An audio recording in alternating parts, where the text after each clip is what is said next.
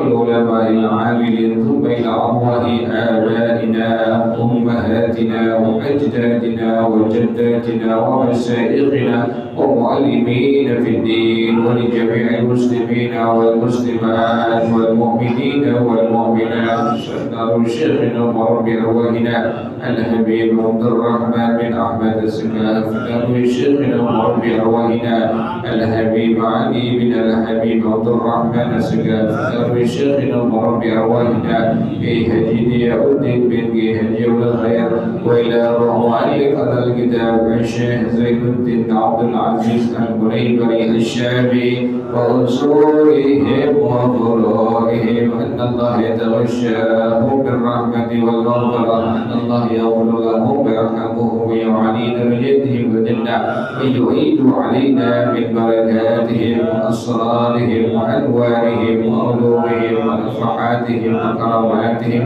وإمدادهم في الدين والدنيا والآخرة. الفاتحة على هذه النية وعلى كل نية صالحة جالبة لكل خير دافعة لكل شر وإلى حضرة النبي محمد صلى الله عليه وآله وصحبه وسلم. الفاتحة. أعوذ بالله من الشيطان الرجيم.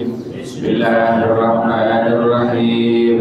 الحمد لله رب العالمين الرحمن الرحيم مالك يوم الدين إياك نعبد وإياك نستعين اهدنا الصراط المستقيم صراط الذين أنعمت عليهم غير المغضوب عليهم ولا الضالين آمين. اللهم صل وسلم على سيدنا محمد الفاتح لما أغلق الخاتم لما سبق الناصر الحق بالحق والهادي إلى صراطك المستقيم وعلى آله وصحبه حق قدره ومقداره العظيم.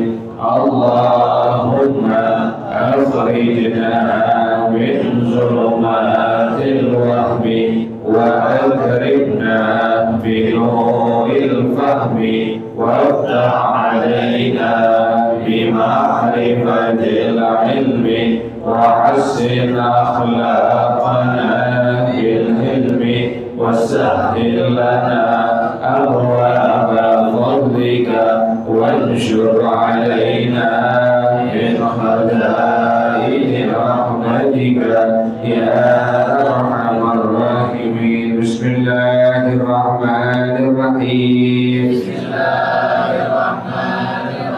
وقيام لقادر في فرد والعاجز عنه ولو بنحو دوران رأس في سفينة قعد ثم اضطجع ثم استلقى. وقراءة الفاتحة مع البسملة كل ركعة إلا ركعة مسبوق. ويجب رعاية حروفها ومخارجها وتشديداتها وإعرابها المخل للمعنى وموالاتها كالتشهد. فإن تخلل سقوط طال أو قصد به قطع القراءة أو ذكر قطع المعاناة. فإن تعلق بالصلاة كتأمينه وسجوده لقراءة إمامه وفتحه عليه فلا.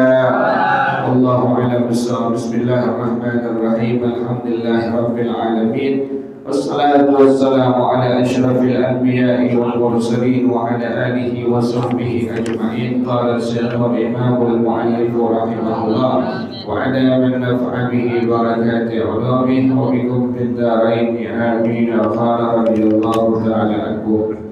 بسم الله الرحمن الرحيم. Wa qiyamun liqadirin. Rukun salat yang ketiga berdiri bagi orang yang mampu. Untuk salat yang fardu hukumnya wajib berdiri. Walau bi mu'inin bi ujrati mithlin, sekalipun dengan ada orang yang nolong dia dengan upah yang layak.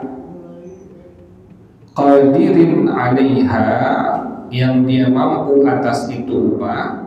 Fadilatin amma yu'tabaru fi zakatil fitri, dari sesuatu yang diungkapkan pada zakat fitrah. Jadi kalau seandainya ini orang mampu berdiri pada sholat fardu, maka hukumnya wajib untuk berdiri. Sekalipun berdirinya dia perlu kepada orang yang nolong dia berdiri, ditolongin oleh orang. Ini orang yang nolongin, ini orang yang sudah nggak bisa berdiri diupahin, maka diperbolehkan pada hukum agama, itu pun disebut sebagai berdiri. Hada in kana yahtajuhu inda ibtida'in nuhudi likulli raq'atin. Ini jika dibutuhkannya ketika dia ingin bangun setiap rakaat. Jadi per rakaat dia pengen bangun nggak bisa, kudu mesti ada orang yang ada, yang ngebangunin dia, ngebantuin sampai dia diri, sampai dia bangun, sekalipun diupahin. Maka seperti itulah yang disebut sebagai qadirin alaihi, orang yang mampu untuk berdiri. Tapi ingat ya, setiap apa? Setiap rakaat. Fa in ihtajahu fi jami'i salatihi lam yajib. Kalau ada orang yang nolongin dia tapi semua sholatnya, misalnya zuhur 4 rakaatnya kudu ada orang yang apa?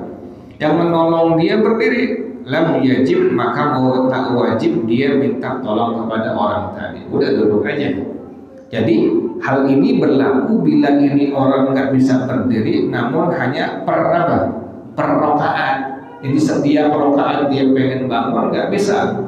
Setiap rakaat dia pengen bangun nggak bisa, kudu ada yang nolongin. Maka hal itu diperbolehkan sekalipun dia ngebayar orang. Tapi bukan semua sholatnya ya. Kalau sampai semua sholatnya dari rakaat pertama sampai misalnya 3 rakaat maghrib, itu nggak ada kewajiban buat apa? Minta tolong kepada orang untuk membangunin dia, juga nggak ada kewajiban dia untuk membayar orang tersebut. Artinya sholatnya kerjain secara apa? Duduk aja udah.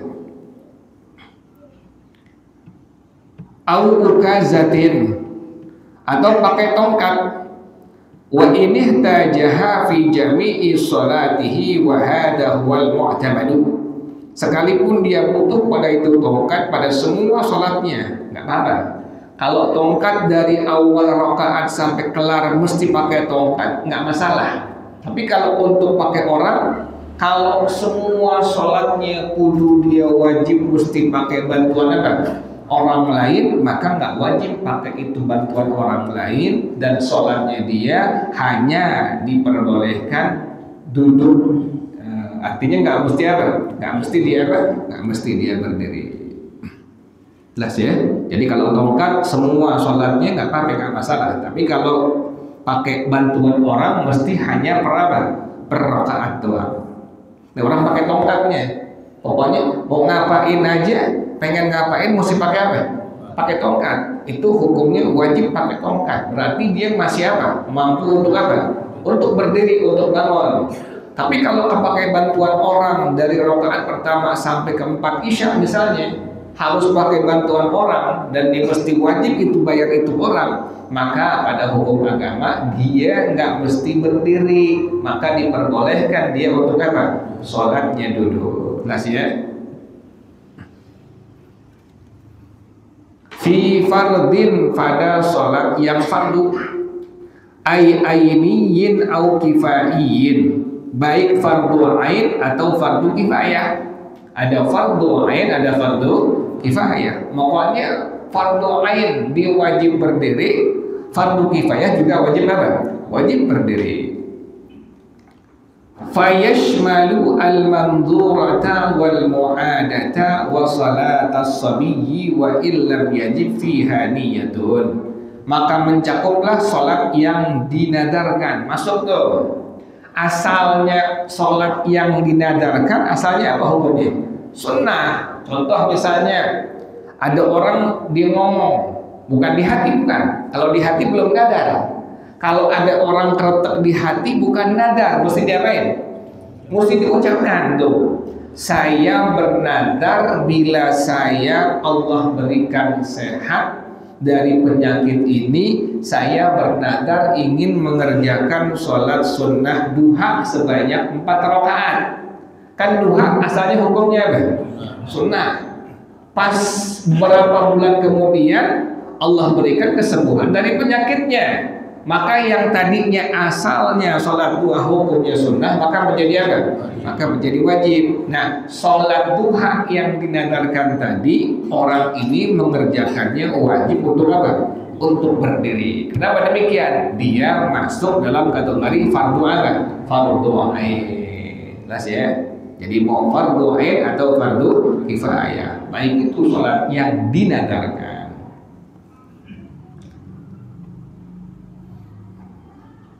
Fardu kifayah sholat jenazah ya, sholat jenazah.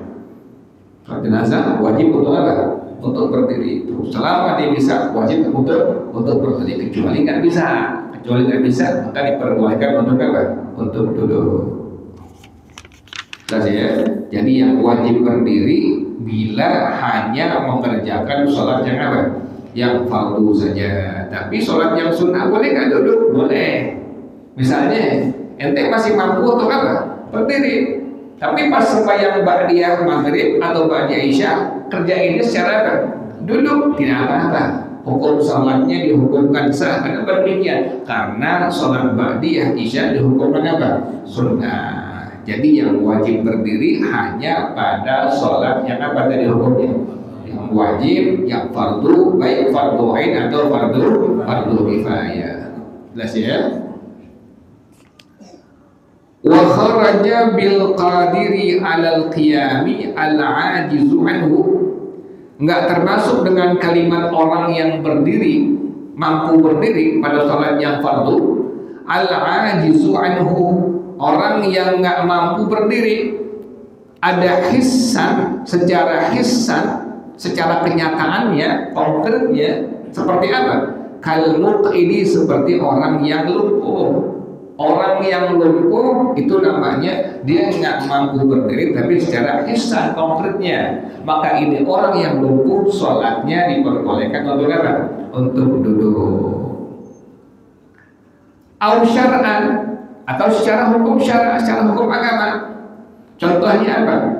Nggak mampu berdiri secara hukum agama. Kahtiyajihi fi mudawatihi min waja'il aini ilal istilqa'i fala yajibu alaihi al-qiyamu. Seperti ini orang lagi ngobatin sakit matanya, misalnya kena katarak, kemudian dioperasi, kan nggak boleh apa? Nggak boleh diri, mesti apa dia?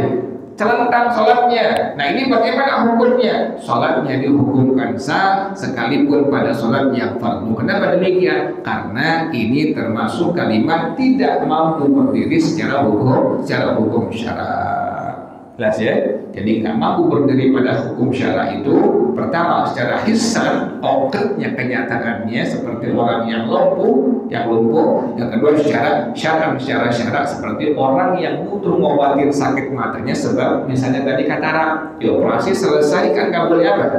Nggak boleh diri, mesti apa sholatnya? masih celentang, maka inilah yang disebut sebagai tidak mampu berdiri secara hukum syara.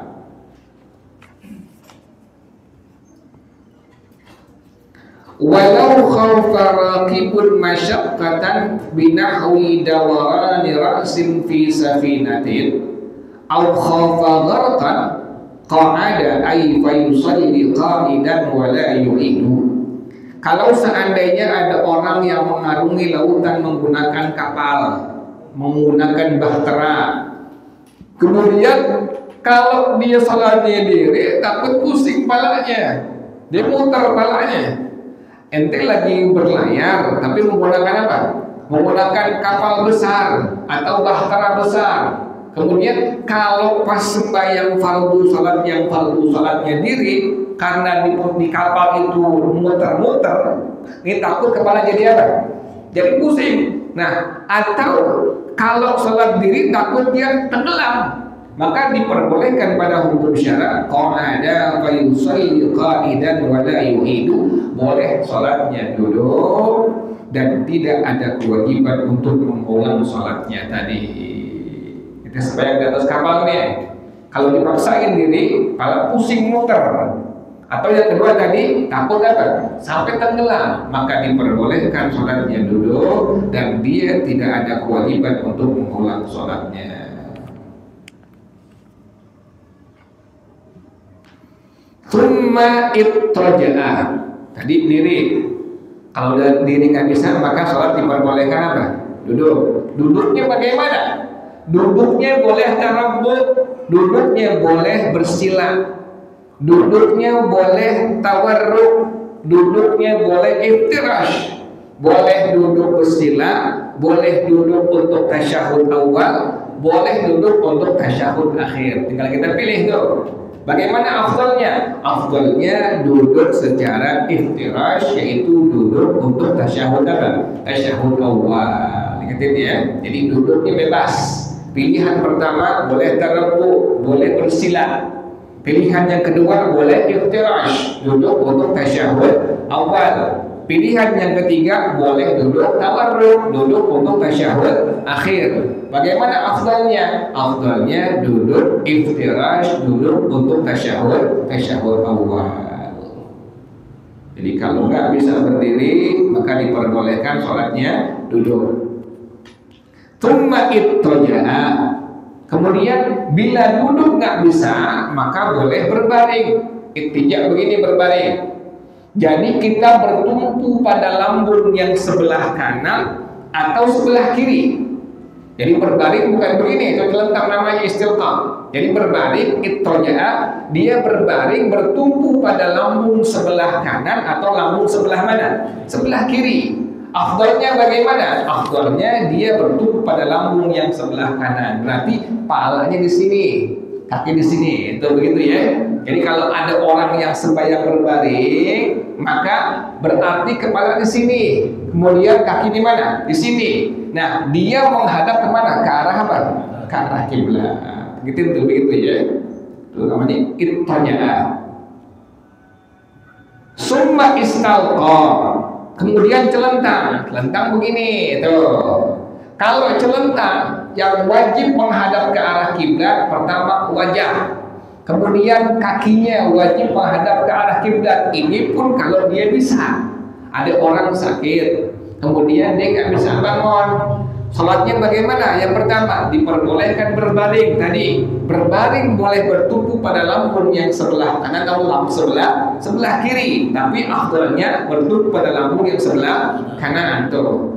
Berbaring nggak bisa, maka diperbolehkan dia untuk apa? Telentang. Telentang ukuran menghadap ke arah kiblat adalah wajah dan apanya? Dan kakinya. Tuh. Jadi kepala inti di sono tuh. Menghadap kemana? Arah kiblat, berikut dengan kaki menghadap ke arah kiblat. Namanya istalqa. Jadi diri nggak bisa, duduk nggak bisa, maka diperbolehkan berbaring. Berbaring nggak bisa, maka diperbolehkan untuk apa? Untuk celentang. Nah, ada masalah. Wa ma law kana bihi salisu baulin law qama sala bauluhu wa in qa'ada lam yasil. Kalau seandainya ada orang yang salisul baul, ada orang yang kencingnya terus apa? Terus keluar, beser nih orang, karena penyakit misalnya diabetes, ini orang kencing terus, nggak berhenti kencingnya. Kalau sholatnya diri, maka akan keluar kencingnya, terus keluar kencingnya. Tapi kalau duduk nggak kencing dia. Jadi ada orang salisul baul, kalau sholatnya diri maka kencingnya terus keluar. Kalau duduk berhenti kencingnya. Ini bagaimana? Fa innahu yusalli qa'idan wa la i'adata, maka dia diperbolehkan sholatnya duduk dan tidak ada kewajiban untuk mengulang sholatnya. Jelas ya? Jadi kalau ada orang yang kena penyakit tadi salisul baul, kalau diri kencingnya terus keluar, kalau duduk kencingnya berhenti, maka diperbolehkan pada hukum agama untuk sholatnya dalam keadaan duduk dan tidak ada kewajiban untuk mengulang sholatnya. Jadi ada ulang lagi, kewajiban berdiri pertama pada semakin fardu. Yang kedua, bila tidak bisa berdiri maka diperbolehkan untuk duduk. Duduknya boleh 3 pilihan. Pertama, bersila tawadhu, yang kedua iftirash, duduk untuk tasyahud awal, yang ketiga duduk untuk tasyahud akhir. Maka afdalnya adalah duduk iftirash, duduk untuk tasyahud awal. Kemudian bila duduk tidak bisa maka diperbolehkan untuk apa? Berbaring tadi. Kepala kita, seluruh kita punya badan dihadapkan ke mana? Arah kiblat. Boleh bertumpu pada lambung yang sebelah kanan, berarti begini. Boleh bertumpu pada lambung yang sebelah kiri, berarti begini itu. Jadi kalau bertumpu pada lambung yang sebelah kanan, kepala di sini, kaki di sini. Tapi kalau bertumpu pada lambung yang sebelah kiri, berarti kepala di mana? Kepala di sini, kakinya di sini. Tapi afdalnya adalah bertumpu pada lambung yang sebelah kanan. Bila berbaring tidak bisa, maka diperbolehkan untuk celentang. Celentang itu kepala kita dan kaki dihadapkan ke arah kiblat. Ini keadaannya bila orang yang sakit tadi masih bisa dihadapkan wajahnya dan kakinya ke arah kiblat. Bila tidak bisa, maka tidak apa-apa sebisa dia. Yang penting masih ada sholat yang wajib. Terus kalau orangnya ahli ibadah ya, kalau sembahyang lagi sehat nggak sembahyang gimana sakitnya. Iya, orang lagi sehat apa? Sholat. Pas sakit tetap apa? Sholat. Yang diingat udah waktu pasti begitu. Tapi kalau ada orang sehatnya nggak sholat gimana sakit? Mati aja udah mendingan. Bakal sembahyang lupa. Aneh, istrinya Haji Naisan almarhum tuh, lagi ke rumahnya dia udah sholat. Ada anaknya, saat tadi udah sholat, minta sholat lagi. Anak ke situ siang, bilang saat tadi udah zuhur, tapi minta apa lagi? Zuhur lagi. Bilang bagus, nggak makan dulu. Iya bagus. Pikulnya apa? Pikul sholat. Emang lagi sehatnya, emang otaknya buat apa? Buat sholat. Jadi pas pikulnya tetap minta apa? Minta sholat.